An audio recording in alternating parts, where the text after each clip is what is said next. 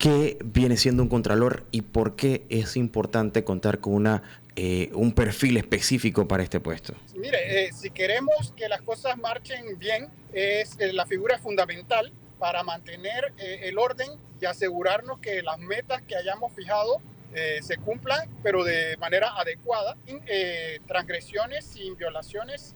Y la figura tiene que tener un rol además proactivo para ayudar y no solamente impedir que se realicen actividades, funciona de una vía correctiva y también propositiva. Y esto es importante porque para muchos el contralor viene siendo aquel que aprueba. Una de las figuras importantes dentro del compliance es aquel que se encarga de ver que todos los procedimientos se cumplan. Quizás el símil más cercano para el aparato público puede ser la figura del contralor. De eso vamos a hablar esta tarde. Está con nosotros el licenciado Carlos Barzallo desde Vive Compliance. Gracias, Carlos, por acompañarnos nuevamente aquí en Radio Ancon. Buenas tardes. Buenas tardes, ¿me escucha? Ahora sí, alto y claro, correcto. Acá estamos. Sí, bueno, hablemos un poco de esto porque, claro, ha sido uno de los temas que se ha estado ventilando en los medios de comunicación, pero para poder entender principalmente y entendiéndolo también como algo importante dentro del compliance, si lo podemos decir así, ¿qué viene siendo un contralor y por qué es importante contar con un perfil específico para este puesto? Mire, si queremos que las cosas marchen bien, la figura es fundamental para mantener el orden y asegurarnos que las metas que hayamos fijado se cumplan, pero de manera adecuada, sin transgresiones, sin violaciones. Y la figura tiene que tener un rol además proactivo para ayudar y no solamente impedir que se realicen actividades, funciona de una vía correctiva y también propositiva.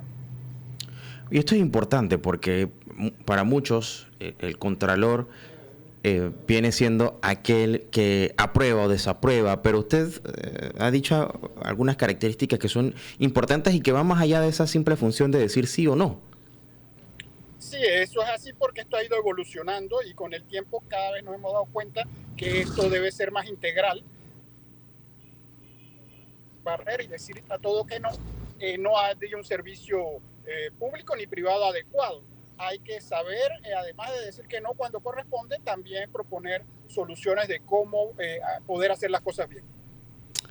Claro, efectivamente. Ahora, en términos de eficiencia, porque, claro, no es fácil la figura de contralor y en este momento se está viendo, está revisando y antes de preguntar cómo se escoge la figura del Contralor General de la República en Panamá, ¿cuáles son esas principales características que debe tener o con las que debe cumplir aquel que aspira a tener este cargo en el país? Mire, yo las resumiría en tres: competencias técnicas principalmente, es decir, saber hacer.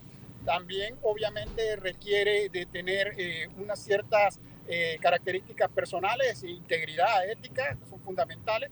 Y la tercera, una voluntad de hacer las cosas, rendir cuentas. En su conjunto eso hace pues un servicio integral, completo y que contribuye y agrega valor. Nosotros tenemos que insistir en que los tres elementos son igualmente importantes. Claro que sí, porque ahora, ¿qué resulta de un mal desempeño desde la figura de un contralor en el tema de la ejecución de las obras o del manejo en sí del Estado? ¿Cuánto repercute?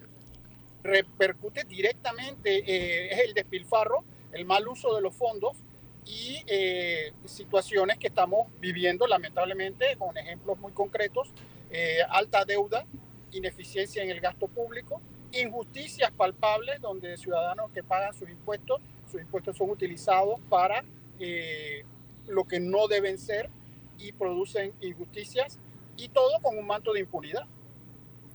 Claro, porque entonces no solamente se trata de tomar simples decisiones, sino de estar muy pendientes y anuentes de cómo se están utilizando los recursos del Estado.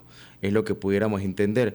Y ahora, pasando a la pregunta anterior, en el país, en Panamá, ¿cómo se escoge a una figura tan importante como el Contralor de la República?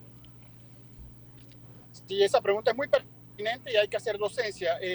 La contesto de dos maneras. La manera formal, que es que la Constitución señala exactamente cuáles son los requisitos y quién escoge al Contralor. El órgano que escoge al Contralor es la Asamblea Nacional de Diputados y los requisitos están establecidos en la Constitución. Son mínimos, muy mínimos. Título universitario en cualquier carrera, no haber sido condenado por delito con pena superior a 5 años, ser panameño de nacimiento, tener más de 35 años. Es decir, son unos requisitos bastante leves, bajos. Y los diputados, por mayoría simple, 36, eligen al Contralor. Para hacer docencia, elige el Ejecutivo, no es una selección del presidente ni del Ejecutivo. El judicial solo tiene un rol de su remoción, ya que no lo remueve ni la Asamblea ni lo remueve el Ejecutivo, sino que lo remueve por justa causa la Corte. Bueno, y esto es muy interesante porque al final muchos, bueno, los refrendos deben pasar por la Contraloría y esto de alguna manera ayudaría a balancear los poderes, ¿no? Entre el Ejecutivo y, digamos, esta figura que viene a dar fe de que se estén empleando los recursos de manera correcta y sin saltarse los procedimientos. Pero me llama mucho la atención la idea de los requerimientos mínimos que señala la Constitución, porque esto abriría paso a que cualquier persona, y usted hablaba hace un momento del tema de los conocimientos técnicos, así que, ¿qué sería lo ideal en el tema de escoger a esta persona, tomando en cuenta esos mínimos requerimientos en donde sabemos que se están manejando números y cifras? Incluso pensaría yo en aspectos un poco hasta más técnicos en el uso de programas y demás. Sí, lo que he querido dejar claro es que nuestra Constitución se quedó atrás, desfasada con estos requisitos mínimos, pero eso no es una excusa ni un óbice para que los diputados puedan Claro. buscar mejores requisitos en el bien de todos, es decir, subir la barra y exigir, de hecho, no es un asunto necesariamente de derecho, sino que es su postulado, porque el mecanismo que ellos hacen es postulan y luego el Pleno vota, que ellos se decidan dar su voto, postular primero y dar su voto a los que cumplan con altos requisitos técnicos, que son, insisto, variados, porque incluyen conocimientos de temas legales, financieros, contables, de auditoría. No existe un superhombre y una supermujer, no todo el Claro. mundo sabe de todo, se trabaja en equipo y lo que sí se necesita es una persona que pueda manejar integralmente todos los temas y saberse ayudar y liderar un equipo de excelencia. Claro que sí. Quiero volver nuevamente a la primera pregunta en la que tocábamos un poco el tema de compliance. A nivel de empresas, ¿cómo pudiéramos compararlo? Porque las empresas buscan que los procedimientos sean los más eficientes posibles, que incluso el departamento de contabilidad tenga un manejo prístino y que todas las cuentas estén claras. Allí no se coloca cualquier persona. ¿Cuánto esto puede afectar el hecho de tener, digamos, a una figura que quizás no pueda hacer que esto funcione? Y lo hablo desde el punto de vista de compliance o si bien hasta desde un tema corporativo.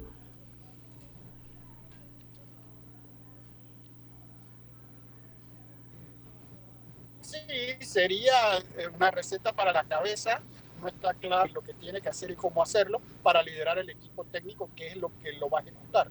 La Contraloría le sabe lo que tiene que hacer y puede ser apoyado por personal nuevo, nuevas generaciones, nueva tecnología. Siempre hay que basarse en ambos, lo sólido, lo antiguo, con lo nuevo, lo novedoso. Ninguno es mejor que otro, pero sí es importante una figura que sepa unir esos dos mundos. No es que se pueda descartar todo el pasado ni traer todo nuevo, porque ambos serían extremos y peligrosos. Entonces, el punto concreto es tener voluntad y saber y querer hacer. Nuestros problemas actuales, que nada más hay que mirar el día a día, giran más en torno a la omisión, es decir, el no hacer, el dejar pasar o hacer tarde, es decir, no querer hacer una auditoría, hacerla selectiva, hacerla tarde, son los elementos que nos están afectando.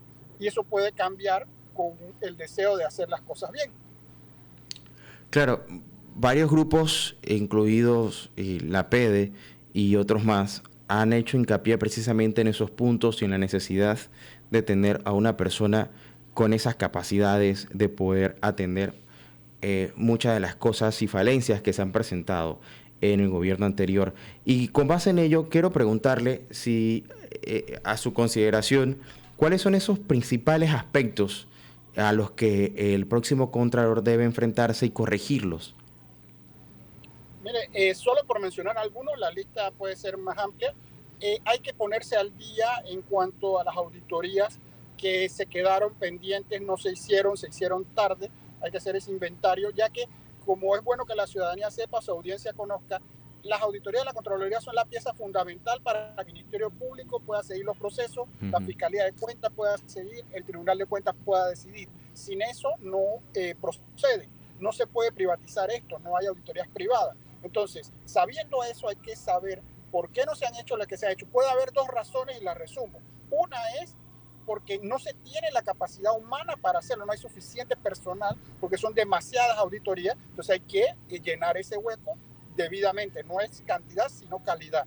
Y lo otro es porque simplemente no se han querido hacer, lo cual es una omisión de funciones que puede rayar en lo delictivo, y hay que evaluar si ese fuese el caso, que es el problema de una ley que se está hablando mucho de ella, que es la ley 351, que recalca la discrecionalidad del contralor para hacer o no hacer, con discrecionalidad que ya en cierta medida tenía y que hay que evitar porque no es un buen mensaje que quede a la decisión de un ciudadano hacer su trabajo, ¿no? Sí, porque estamos hablando de que va a ser es una persona, el puesto en sí es un puesto que le otorga muchísimo poder o potestad a una persona, y esto pues si se usa bien, por supuesto que la nación se ve beneficiada, pero si se usa injusta o de mala manera, por supuesto que nos hace un gran daño. Quiero llegar a las últimas preguntas, principalmente para que la audiencia y en general podamos entender un poco las competencias de la Contraloría, porque es importante mirar un poco todo esto, lo que está pasando en la elección del próximo Contralor. ¿Cuáles son esas principales competencias? Mire, las competencias son claves porque, por ejemplo, la Contraloría tiene dentro de todas las dependencias públicas, todos los ministerios, todas las agencias, una oficina que no es de la dependencia propia, sino que está asignada al control fiscal. La Contraloría está dentro de las oficinas y hace en la gran mayoría de los casos lo que se llama el control previo. Es decir, que no se hace ni una erogación o gasto si no lleva el control previo de la Contraloría, su refrendo. Luego hay lo que se llama un control posterior, que es en Panamá es único en el mundo en esto de tener las dos puntas. Se revisa antes y se revisa después. Eso genera unos problemas. Debía traer grandes ventajas, porque si uno dice se revisó antes, no debe haber problema, pero luego lo hay y uno se pregunta, ¿qué pasó con la primera revisión? Entonces, eso ya es el día a día del Estado. Pagar cualquier pago, cheque, erogación, transferencia, viene con el visto bueno de Contraloría. Luego está otros roles menos conocidos, pero importantes. Va con voz al gabinete, no tiene voto. Su funcionario o el propio Contralor forma parte de muchas directivas importantes donde tiene rol. Tiene derecho por ley a participar en muchas directivas y ve la toma de decisiones iniciales. También tiene que ver con el presupuesto general del Estado, las cuentas nacionales, el tema del déficit. Puede ayudar, o más bien tiene que colaborar en el tema del control del déficit, que no se gaste más de lo que se ingresa. Con esas le digo de las más importantes y se comprende rápidamente lo importante de la función. Totalmente, porque estamos hablando de que si existe una institución en el país que debe velar por el fiel cumplimiento del uso de los recursos y también de los procesos, debería ser la Contraloría, y me atrevería a decir incluso con el uso eficiente o el manejo eficiente de los procesos. Lastimosamente hemos escuchado muchísimos casos, y eso es el día a día, de lo mucho que tardan muchas obras en refrendarse y demás, pagos en refrendarse y demás, y las quejas constantes, y claro, todos desearíamos que eso cambiara y mejorara. Así que no es un tema menor, Y, y también otra pregunta a su consideración. ¿Cree que la figura del contralor es clave para mejorar los procesos? O sea, ¿una persona puede hacer que todo esto cambie o habría que pensar en lo que usted decía, en mirar un poco desde el punto de vista de cambiar la ley?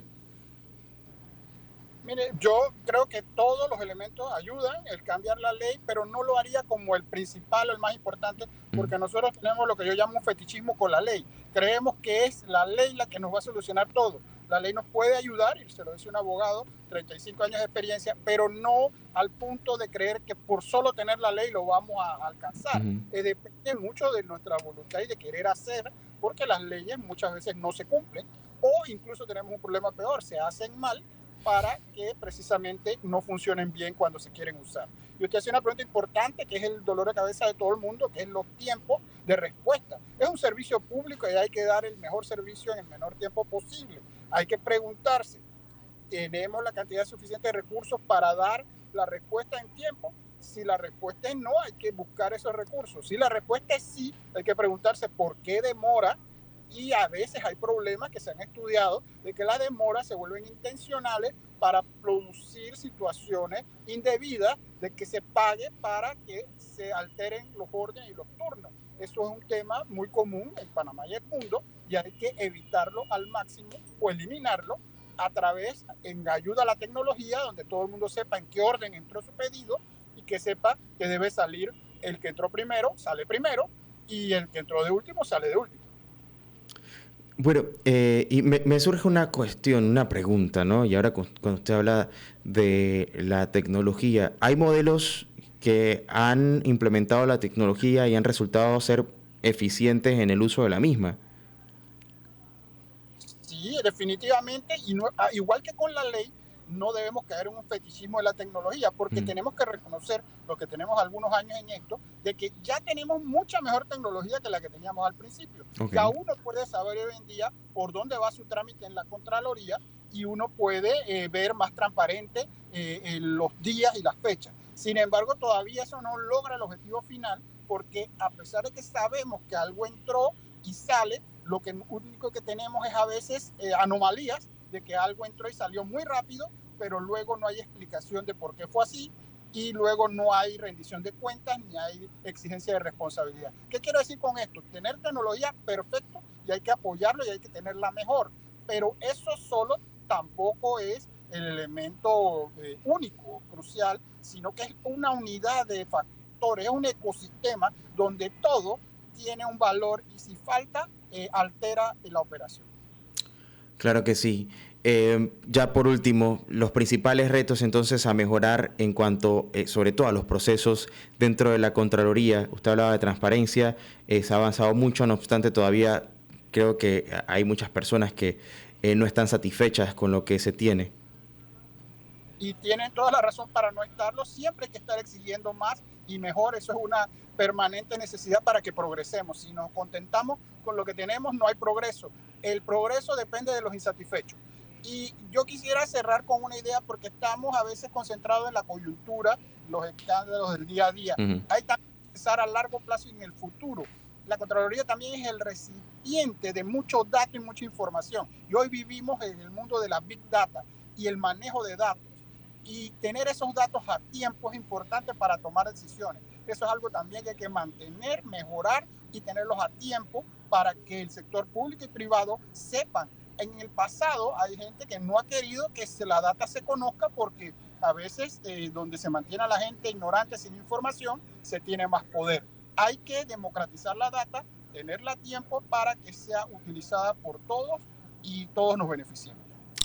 Un tema sumamente importante que no para aquí, pero bueno tener un espacio para hacer algo de docencia y conocer por qué es necesario que tengamos a un contralor con las características que usted mencionaba hace un momento, que tenga pues los altos estándares de ética, por supuesto de habilidades técnicas y que sea un buen líder, resumiendo un poco de lo que usted ha mencionado el licenciado Carlos Barzallo, que nos acompañó desde Vive Compliance Magazine para hablar sobre este tema muy interesante. En los próximos días esperemos poder saber por dónde va todo este tema que pues les compete en este momento a la Asamblea Nacional, hacer todo lo posible para dar al país a un buen Contralor General de la República. Será hasta una próxima ocasión. Gracias, licenciado, por acompañarnos. Muchas gracias a ustedes por la amable entrevista. Bueno, son las 3:53 de la tarde. El hecho de que en Panamá se impulsa este Instituto de Ciencias del Bienestar Integral de TecMilenio. Bienvenida, gracias por acompañarnos. Hola, ¿qué tal? Muchas gracias por la invitación. Y bueno, sí, como mencionas, ha sido un tema que ha ganado un creciente interés en las personas hoy en día y pues a mí por lo menos me llena de orgullo ver que las personas están más interesadas en este aspecto y vivir una vida que realmente esté como conectada con nuestro bienestar y que sea una vida que promueva nuestro desarrollo personal.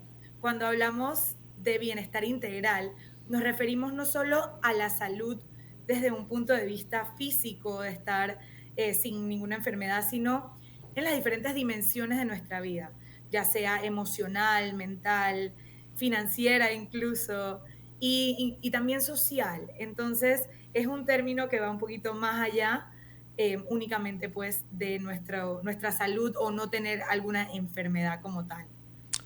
Por supuesto que sí, mientras que muchos de los enfoques, cuando pensamos en salud, están vinculados a el hecho de creación de más centros médicos, de preparación de más doctores, que no es que no sea necesario, sí se necesita el tema de medicamentos, sumamente importante, pero ¿por qué no hablar de forma también incluso preventiva a través de la promoción de la salud integral y que, como bien mencionabas, abarca muchos otros aspectos?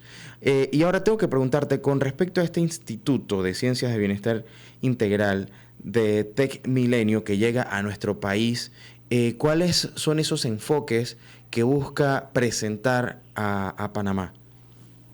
Claro que sí. Bueno, el Instituto del TecMilenio es el Instituto de Ciencias de Bienestar Integral y ellos nos apoyan en una investigación que tenemos en el Centro Crisálida, que a su vez es un programa de bienestar integral y es muy interesante porque vemos que a veces uno intenta hacer algún cambio, ya sea de hábitos alimenticios, actividad física, incluso también de nuestra salud mental o financiera, y vemos que nuestro entorno o nuestra comunidad, cuando no cambia contigo, uno se puede quizá quedar atrás o regresas al mismo punto donde empezaste. Seguro alguien que nos puede estar escuchando se puede identificar con, a ver, intentar cambiar el hábito alimenticio de comer muchos dulces y llegan a la casa y la familia pues compraron los postres o las donas.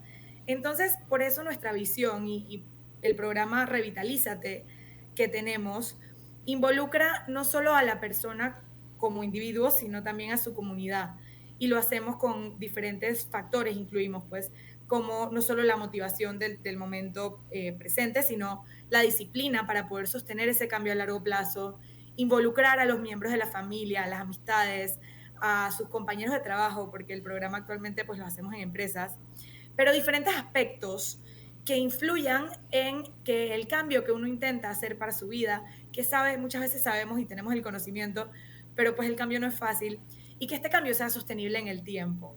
Entonces, el instituto nos está apoyando con todo el tema de investigación, porque a la vez que vamos viviendo este programa, es un programa de 5 meses, se van descubriendo o vamos notando cuáles son esos factores y pues ahí están las oportunidades de mejora y poder aplicarlo en los futuros programas y pues identificar todos estos factores que van a hacer que la persona en verdad pueda lograr un cambio sostenible, pues que no es tan fácil.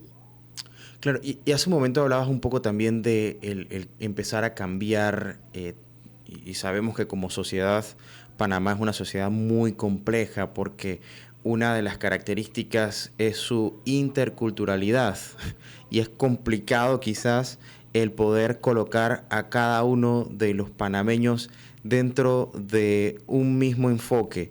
En ese sentido, ¿cómo se puede digamos, aprovechar este tipo de programas y esta visión sin tener necesariamente que cambiar algunas costumbres? Sí, claro, de hecho, cada persona es un mundo y cada Ujú. persona es diferente, pero las bases del cambio de hábitos, las bases del comportamiento humano siguen siendo las mismas y lo que a las personas las mantiene enganchadas o comprometidas con su salud, sí son los mismos factores. Y los mencionaba un poco hace un rato, porque también ese ver que alrededor tuyo hay un movimiento, se está generando una cultura, porque más allá de un movimiento o que una persona se esté comportando de cierta Ujú. manera, es un cambio que tenemos que hacer a nivel cultural. Y es complicado y toma tiempo, pero pequeños pasos y poco a poco se va logrando. Y para mí, por lo menos, es súper significativo cuando ves que las personas van logrando y se va sintiendo al alrededor esa energía, que la gente está motivada, está dando pasos, está logrando sus objetivos. Y bueno, al final se va aplicando en las diferentes áreas de la vida de la persona. Entonces, sí, yo creo que al final todos somos humanos y tenemos esa misma necesidad y esa búsqueda de vivir una vida plena, una vida bonita, una vida conectada con su propósito de vida, que es de hecho otro de los temas que tocamos en el programa, que no es lo mismo despertarse porque toca a despertarse conectados con lo que realmente Ujú. vinimos a hacer en esta vida y pues hacerlo con cariño. Y todos queremos eso, todos queremos bienestar, todos queremos sentirnos plenos. Entonces, esa motivación y ese sentimiento de comunidad y de que estamos logrando algo, logrando un cambio juntos, lo compartimos todos. Y me encanta eso de la energía que es contagiosa, porque el cambio, aunque empieza por uno, se transmite también y se va creando ese entorno o ese ecosistema que uno sin saberlo, yo creo que no tiene que saberlo para poder sentirlo, para poder entenderlo. Y cuando vemos que hay un ambiente pesado, solemos sentirnos mal y hasta nos queremos ir, pero cuando es todo lo contrario, nos da por quedarnos. Así que es bonito, ¿no? Si lo empezamos a entender como lo planteas, creo que tiene todo el sentido del mundo. Y que no es difícil tampoco entenderlo. Ahora, te pregunto porque, caramba, Panamá es un país que se ha enfocado, y sobre todo su modelo económico y ciudad de Panamá, hablando propiamente de ciudad de Panamá, en donde las personas viven bajo un estrés tremendo, que si el tráfico, que si lo pesado que se pone a veces la oficina y muchas otras cosas que tenemos. Hablabas de salud financiera y sabemos que también incluso ya, aunque ya pasó hace 4 años, muchas personas siguen golpeadas por el tema de pandemia, económicamente hablando. ¿Cómo empezamos nosotros a buscar o encontrar eso que planteas de el camino para la salud o el bienestar integral? Claro, de hecho es muy interesante lo que mencionas del estrés, porque pues Crisálida como un centro de investigación, la primera investigación que hicimos fue, le diste al clavo, porque fue el estrés laboral, estaba ligado al estrés. De hecho, pues Marilisa Zúñiga, la fundadora de Crisálida, reunió a diferentes directores de recursos humanos y les preguntaba, ¿cuál es su dolor? ¿Qué es lo que ustedes ven en donde hay una oportunidad de mejora? Y justo todos dijeron el estrés. El estrés está matando a la gente y hay gente que les Wow. dice al estrés, lo llama como el matador silencioso. Y además está muy normalizado vivir a mil y en corredera y Ujú. pues estresados. Entonces se aplicó un programa de bienestar integral enfocado también en estos temas que te menciono. Y después de un año, fueron 12 meses el programa, notaron diferencias significativas, mejoras significativas en los niveles de estrés físico y emocional. Entonces, pues sí es verdad que es una ayuda inmensa y respondiéndote y regresando un poco a tu pregunta de cómo podemos iniciar este camino. Yo pienso que el camino del desarrollo personal y del bienestar y de la salud puede a veces ser un poco abrumador. Si nos vamos a las recomendaciones, lo que ves que hacen las personas en Instagram, en TikTok, y que un día tienes que bañarte, meterte en agua fría, otro día tienes que comer solo vegetales, después comes carne, después la carne es mala, puede ser muy abrumador. Yo pienso que mi recomendación al inicio sería, uno no, y como mencionamos, cada persona es diferente y uno no tiene que aplicar todas estas cosas. Uno tiene que encontrar lo que concuerda con tu estilo de vida y tus necesidades personales. Y son cambios muy específicos y claro que uno tiene que ir probando a ver qué le funciona. Pero pienso que el ideal es comenzar un paso a la vez y sacando un poquito de tu tiempo para dedicártelo a ti dependiendo de lo que yo siento que yo, Gabriela, necesito, por ejemplo. a veces puede ser movimiento, a veces puede ser meditación, a veces puede ser mejorar mi alimentación o mi sueño, o lo que uno sienta que es como su mayor fuente de estrés. Y también no querer hacer el cambio todo de una. Tenemos a veces esta mentalidad muy todo o nada, que hoy o estoy haciendo, tengo la rutina de la mañana que me dura 2 horas y en la noche de nuevo, o no hago nada y tiro la toalla. Entonces, quizá un enfoque que no nos abrume puede ser voy un paso a la vez, voy dando pasos, voy acercándome y voy adaptando lo que me funciona a mí y no es como que una talla le queda a todo el mundo, sino adaptarlo a tu estilo de vida, porque al final se pierde la gracia cuando todas estas cosas que están supuestas a darnos felicidad, plenitud, energía, terminan drenándonos. Claro, y esto es interesante porque la tendencia en muchas ciudades grandes, y aunque Panamá no es una gran ciudad, sí tiene algunas características de estas grandes ciudades por tener un centro financiero importante en la región, el tema del comercio, el tema logístico, que ya mencionábamos y todo el estrés que hemos conversado. Y aquí, quizás entendiendo un poco las palabras que mencionabas, es importante separar un tiempo, ¿no?, para meditar en esto. Creo que muchas veces nos enfrentamos a estas situaciones, pero hay que detenerse. Creo que eso es algo de lo que rescato. Detenerse y meditar cómo estoy llevando mi vida y cómo poder mejorarla. Pensaría que por ahí quizás pueda ser también alguna de esas formas en las que podamos entender y empezar a abrazar la idea de una salud integral. Me llama la atención el programa de Revitalízate, ¿no? Este es un programa que todavía está existente, cómo funciona y si está abierto a las personas para que puedan participar de programas como este. Claro que sí, les cuento un poquito más del programa. El programa Revitalízate actualmente estamos trabajando con diferentes empresas en esta ronda, porque es un programa que dura 5 meses. Tenemos a 6 empresas. Entonces, pues un programa que se aplica con los colaboradores de las empresas participantes y sus familiares, como mencionaban antes, es súper importante incluir al círculo de cada persona y pues también está lo bonito de que estamos haciendo un impacto un poquito más allá solo de los colaboradores, sino un impacto comunidad. El programa, el seguimiento es a través de una aplicación que desarrollamos que se llama Revitalízate, pero para ingresar actualmente necesitas un código de la empresa. Entonces, estamos trabajando pues en la nueva versión, que va a ser una versión abierta para cualquier persona. Y el programa lo que hace es trabajar con diferentes expertos y vamos viendo un tema al mes. Y los temas son bienestar físico, bienestar emocional, bienestar financiero, productividad personal y propósito de vida. Y terminamos cómo integrar la experiencia para hacer el cambio sostenible. Y cada semana salen videos de este tema por parte de los expertos que trabajan con nosotros y a la vez te lanzan un reto. Entonces después el reto uno lo hace en su tiempo y sube la foto y es como una red social de fotos de los retos de todos tus compañeros, de tu familia, van ganando puntos, entonces es una competencia sana.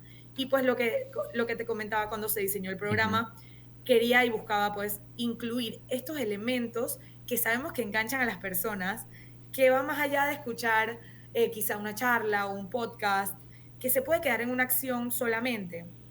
El programa como te lleva durante 5 meses con estos factores de motivación y de enganche y de seguimiento de progreso, porque también te vas poniendo metas y ves tu pre y tu post, o sea, cómo iniciaste y cómo Ujú. terminaste cada tema, es súper chévere porque pues se vuelve como en un juego también.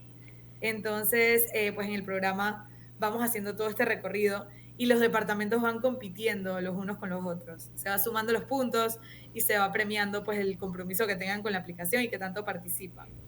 Y bueno, muy pronto ya viene y manténganse al tanto de nuestras redes sociales.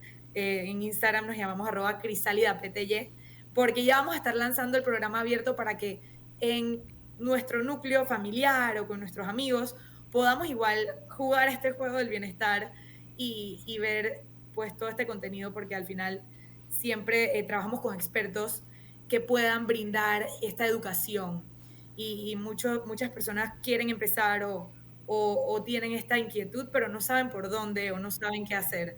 Entonces, eso también nos parece sumamente importante y lo incluimos en todo. Y me encanta la idea de que esté próximamente abierta al público general. Y con eso, pues, por último te pregunto también, desde Crisálida, ¿cómo ven a la sociedad panameña empoderándose a través de esta idea de una salud integral o un bienestar integral? ¿Y cuál es el deseo, esa meta, esa visión? Claro, Crisálida pues tiene esta misión de fomentar una cultura de balance y bienestar integral. Y decimos que en todo Hispanoamérica, porque queremos, Me encanta. por ser una aplicación, podemos llegar pues a mucha gente. Y sí, respondiendo a tu pregunta, tenemos una visión de crear cultura y conexiones humanas, que es una parte muy básica de la plenitud del ser humano, es conectar y tener conversaciones reales, poder hacer, como tú mencionabas, esa pausa para preguntarme, estoy donde quiero estar, tengo algunas otras metas, si de un año aquí a un año no cambia nada en mi vida, yo estaría contento. Entonces, es generar esta cultura y nos sentimos muy orgullosos de poder con pues estas empresas que también lo impulsan y con una red que tenemos que se llama el Work and Life Balance Network de Panamá, que es una red de, bueno, balance vida-trabajo. Trabajamos con más de 40 empresas, con los directores de recursos humanos, para ir implementando esta cultura. Y pues es muy bonito ver cómo todos nos unimos con esta misión de crear esa cultura y llevar a los colaboradores y pues asimismo a todo el país y a todo Panamá esta cultura de hacer una pausa, hacernos estas preguntas, cuidarnos, mejorar nuestra salud y no dejarnos llevar por nosotros le decimos el piloto automático, que es como el día a día que a veces nos arrastra, y poder hacer una pausa y como que crear esa vida que queremos y muchas veces pensamos que no es posible porque la vida es dura y uno tiene que estar en mil cosas y tiene que, pero sí se puede y pues eso es un poco lo que nosotros visionamos y esperamos poder lograr de aquí a pues, muchos años más. Oye, y muy, muy contento de conocer que hay proyectos y programas como este en Panamá que buscan promover el balance laboral y llevar, digamos, la sociedad a un nivel distinto. No todo tiene que ser trabajo, también hay que pensar en el desarrollo de bienestar integral. Gracias nuevamente a Gabriela Tamburelli, líder de Bienestar Integral en Crisálida, por presentarnos este programa y bueno, estaremos pendientes para cuando se abra todo este programa al público y por supuesto para ser parte de esto. Hasta una próxima ocasión. Así es, muchas gracias, hasta luego. Bueno, nosotros seguimos con más. Antes de irnos al cambio, pudimos hablar lastimosamente la semana pasada, pero definitivamente que pudimos seguir compartiendo con todos los que asistieron a la feria. ¿Qué tal esa experiencia? Bueno, mira, fue una experiencia muy grata. Bueno, a nivel de la Academia Panameña de la Lengua tuvimos 4 eventos, que fue el centenario de Tristán Solarte, ese gran vocatoreño, bueno, ya universal para nosotros, autor de libros como Aproximación Poética a la Muerte, Viene de Lejos, la gran novela El Ahogado. El Ahogado, claro que sí. Y también él tiene otras novelas como El Guitarrista, Confesiones de un Magistrado, La Serpiente de Cristal, La Luz de esta Memoria. Entonces hay un Tristán por descubrir, un Tristán por seguir esto leyéndolo, estudiándolo y que las nuevas generaciones lo conozcan.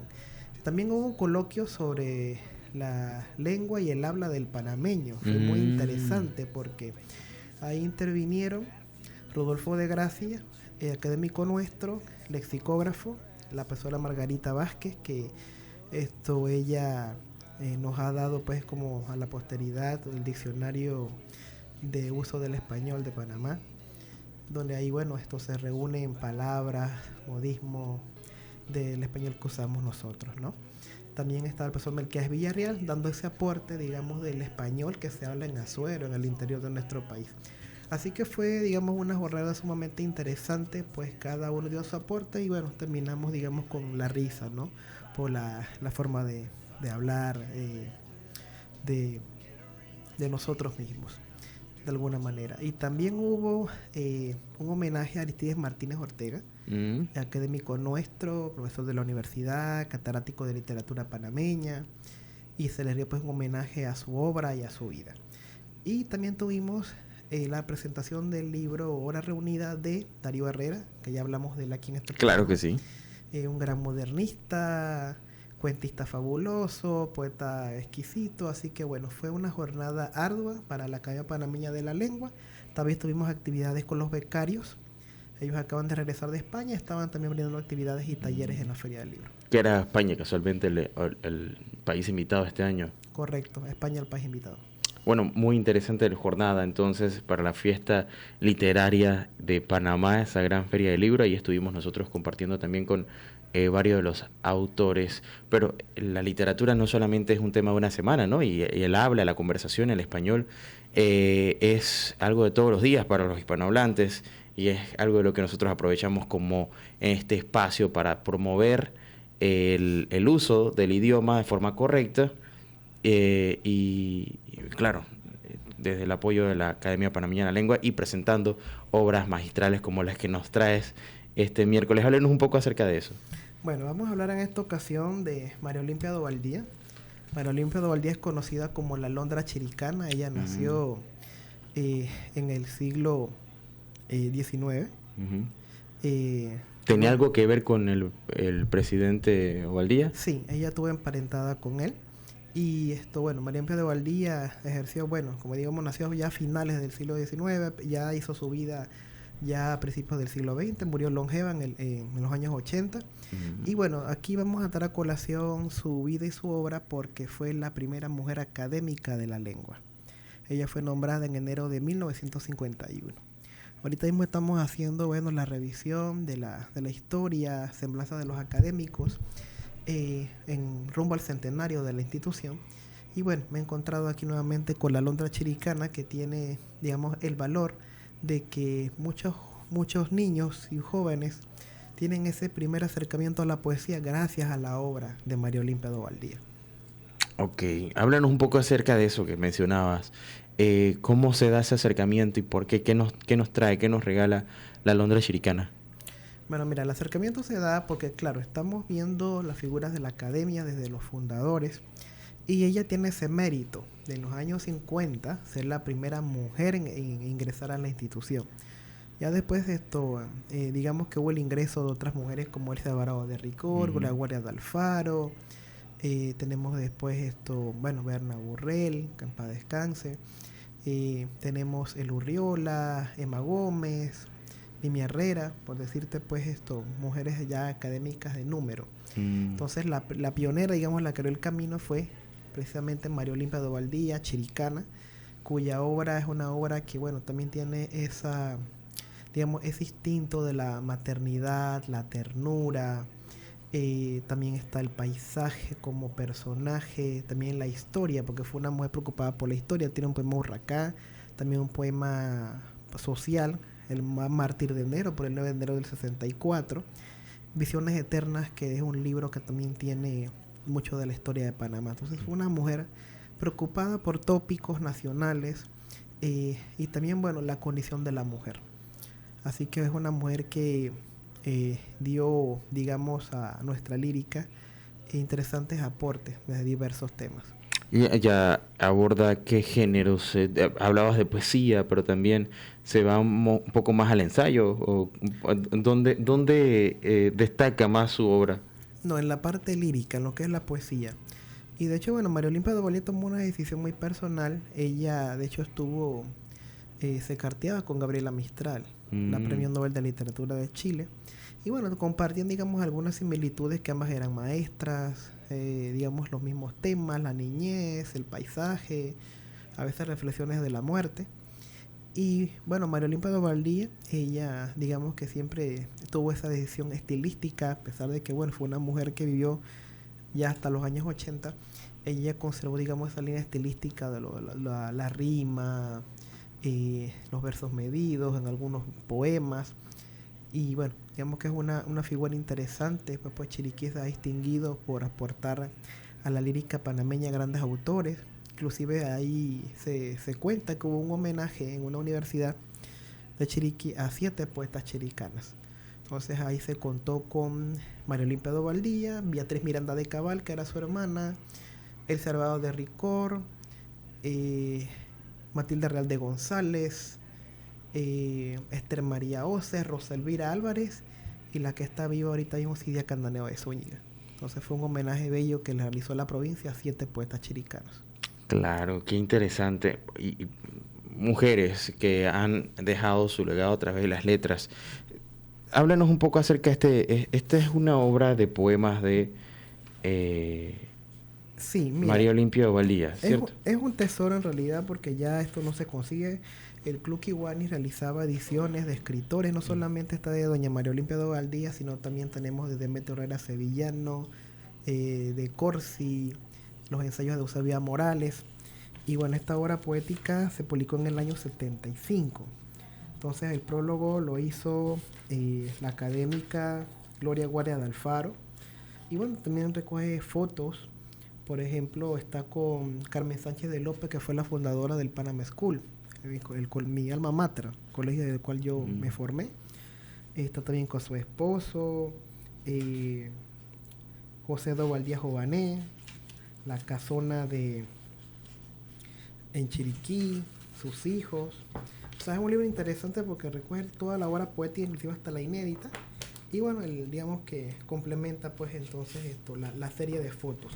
Hay una foto en particular que a mí me agrada mucho y es una foto que se hizo en el año 29. Resulta que en el Uruguay se proclamó a Juana de Ibarburu como Juana de América. Entonces Panamá tomó la iniciativa de tomar una mujer y coronarla como poeta nacional. Eso fue en el Teatro Nacional y se hizo con María Olimpia y se le denominó María Olimpia de Panamá.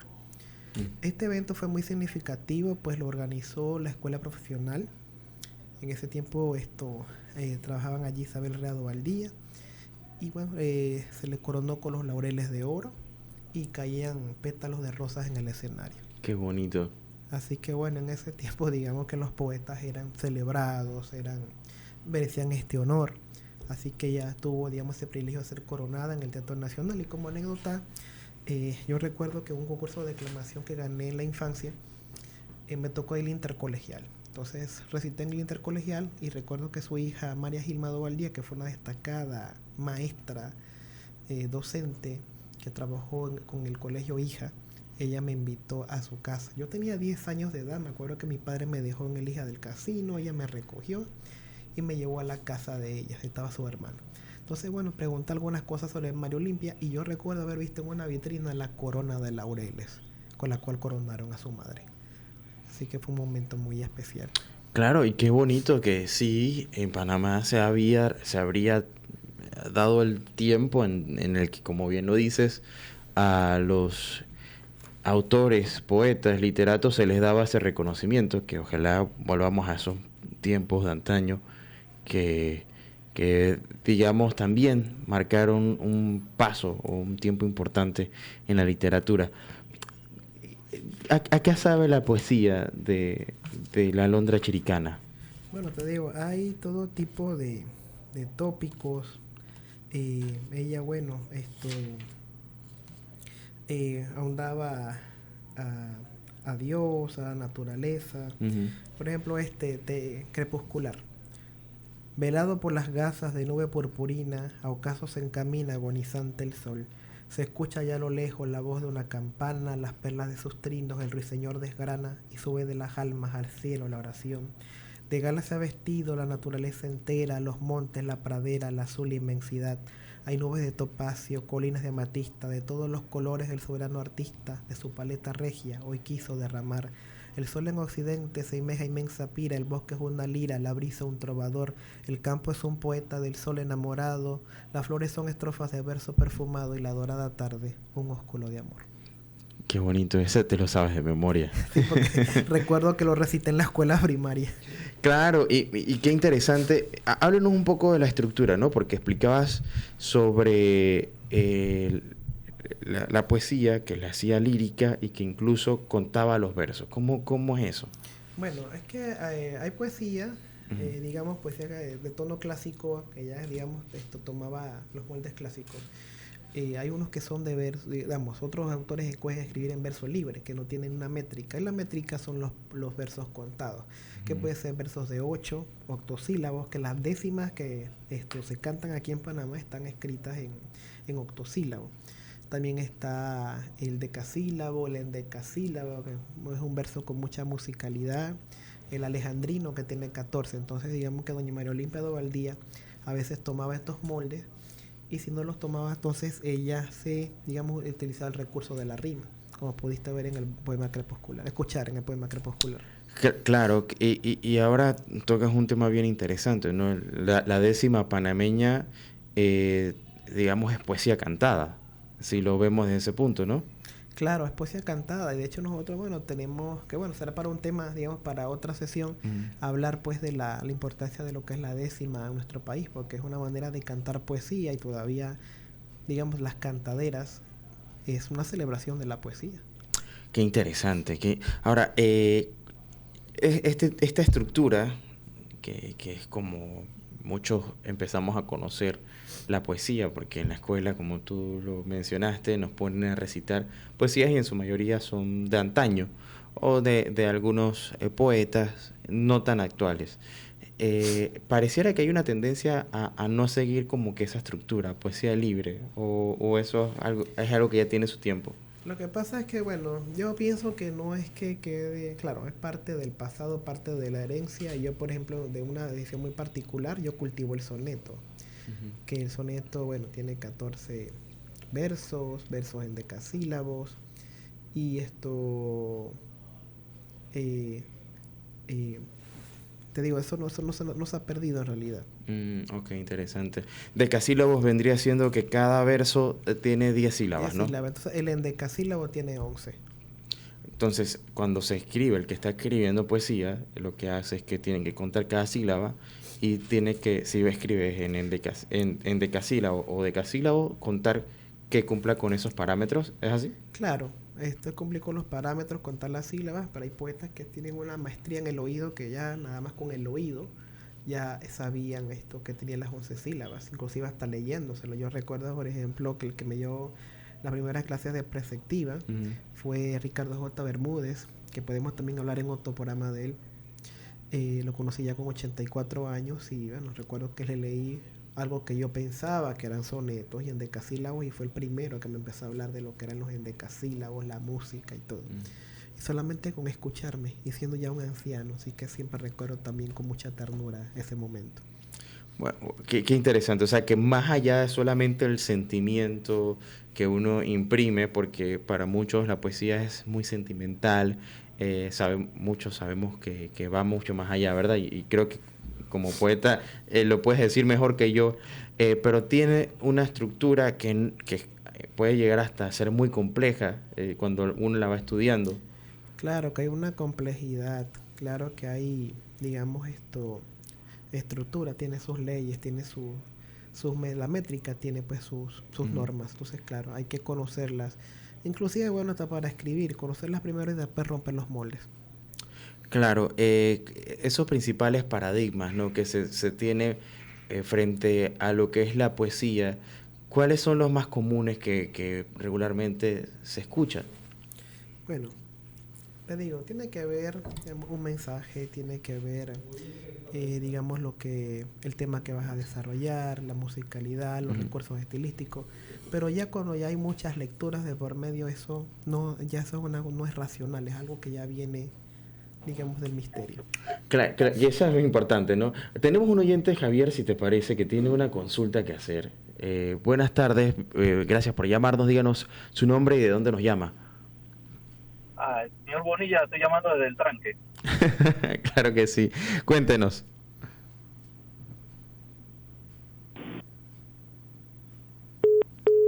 Se nos fue el oyente.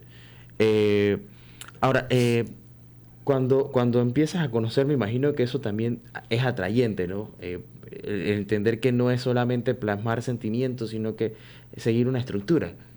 Claro, eso depende de cada quien. O sea, o haces poesía con métrica o poesía sin métrica, lo importante es comunicar, dar un mensaje en todo caso. O como dice Vicente Huidobro, que el alma del lector quede temblando. Claro que sí. Por último, es un legado el que nos ha dejado la Alondra Chiricana, ¿no? Y qué bonito. ¿Qué le recomiendas a ese oyente que está en estos momentos sintonizando y que de repente no había escuchado acerca de autoras como la señora Valdía y otros con respecto a la poesía local? Bueno, mira, yo tuve la visita en el stand de la Academia Panameña de la Lengua del creador del sitio panamapoesia.com. Pensé que era otra persona que se dedicaba a eso, pero no, me confesó que era él y nos tomó una foto. Y es un sitio interesante porque se ha encargado pues de subir bibliografía, material de estudio de la poesía panameña hasta poemas, así que es un lugar muy interesante y creo que bueno, se puede acceder allí para conocer de primera mano algunos poetas panameños. Ya después el estudio va para bibliotecas, otro tipo de fuentes de estudio. Claro que sí. Bueno, ahí teníamos como que un oyente que estaba ya intentando llamar, pero parece que se nos cayó nuevamente la llamada. Pero bueno, ¿qué obras hay que leerse y hay que aprenderse? Bueno, de María Olimpia de Valdía tiene un libro que se llama Orquídeas, Visiones Eternas, que son libros que recomiendo. Orquídeas, Visiones. Esta obra me dices que es casi imposible ahorita.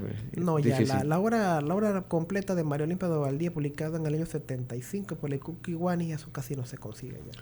Pero ¿en cuáles sí se pueden conseguir? Por lo menos la Orquídea y... Bueno, si vas a la Biblioteca Nacional, ahí puedes conseguir la obra de María Olimpia de Valdía y algunas en el sitio que te dije, panamapoesia.com, hay algunos poemas. Claro que sí, como para iniciar y ver un poco más de su obra, pero qué bueno que la hayas traído aquí, una forma de mantener viva esa esencia y sobre todo la herencia poética que nos deja. Así que gracias, Javier, por acompañarnos una vez más. Y bueno, aquí estaremos la próxima semana también con más desde la Academia Panameña de la Lengua, promoviendo esto y otros temas. Con mucho gusto, claro que sí. Me gustó el tema de la décima. Hay que hablar un día de la décima exclusivamente y cómo ha influido en nuestro país. Claro, hablaremos de la décima en algún momento. Claro que sí, el poeta Javier Alvarado, poeta laudeado y pues muy reconocido aquí en nuestro país y miembro numerario. ¿Es numerario? No, correspondiente. Correspondiente, gracias por la aclaración, de la Academia Panameña de la Lengua. 4:30, vamos a nuestro siguiente cambio. No se vayan, que regresamos en breve. Tenemos todavía más que hablar aquí en Relax.